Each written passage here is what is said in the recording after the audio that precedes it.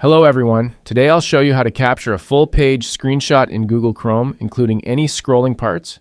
Let's start by opening Google Chrome.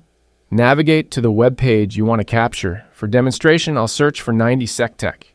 Once you're on the desired page, it's time to open the developer tools. If you're using a Mac, press Command plus Option plus I. Windows users should press Control plus Shift plus I. This will open the developer options on your screen. Next, you'll need to open the command menu. Mac users press Command plus Shift plus P. And on Windows, press Control plus Shift plus P. This will bring up a small command prompt. Type screenshot into the command bar. You'll see several options, but for a full-page screenshot, click on Capture Full-Size Screenshot. The screenshot will automatically download to your computer. Once downloaded, you can view the screenshot by clicking on it. You'll see it includes the entire page, even beyond what you can see on your screen.